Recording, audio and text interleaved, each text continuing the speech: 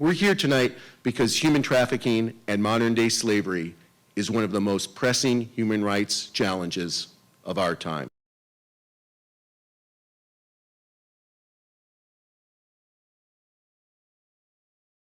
As a 7-year-old child living in southern India, my family was poor. And when somebody of a trusted friend, authority in the village came and said, "Can I help you? Can I help one of the children? Please allow her to come with me." My mother, out of the best heart of her, said, "Yes, she can go down the street because you're promised education, you promised a good life, and she promised her many things." This woman in southern India was recruiting children off the streets of India to put them into slavery. So what happened in my case, as a 7-year-old child, I had no voice, and they trafficked me across the state border to another state where I didn't know the language, and I couldn't ask for help. They trap you. This is part of the system. And so in my case, I became one of the 27 million slaves around the world today.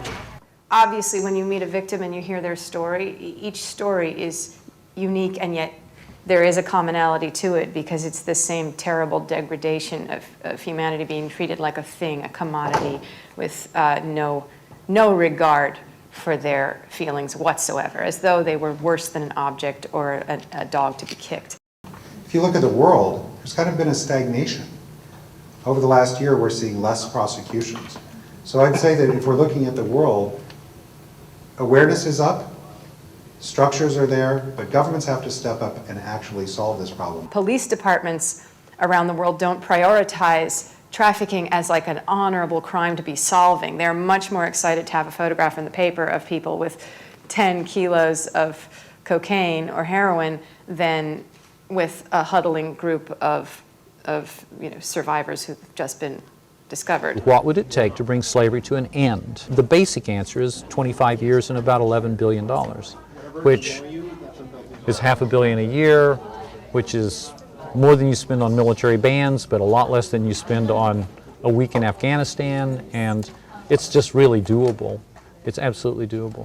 The key question is often on the consumer side, can you actually just get it to them in a way that they find easy in terms of their daily or weekly shopping patterns? You know, that's one of the key questions. But in terms of what's in it for the companies, is that over the last 2 or 3 years, what's been very interesting is that the companies that took a risk and got into this right away and said, we're going to declare ourselves to be anti-slavery, we're going to declare ourselves to be fair trade, they've said it's been positive by their customers, positive by the cities where they work, positive across the board. Their profits have actually gone up, and their response has been stable. And it seems to stabilize your consumer base as well.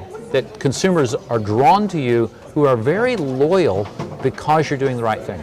The key point is this: 27 million people in the world in slavery. It's a lot of people. It's actually double the number that came out of Africa in the entire 350 years of the transatlantic slave trade. But it's a paradox, because that 27 million is in fact the smallest fraction of the global population to ever be in slavery. If you're surprised by the size of it, you'll have to also understand that it's really been pushed to the very edges of our global society, and that in many ways slavery is standing on the brink of its own extinction.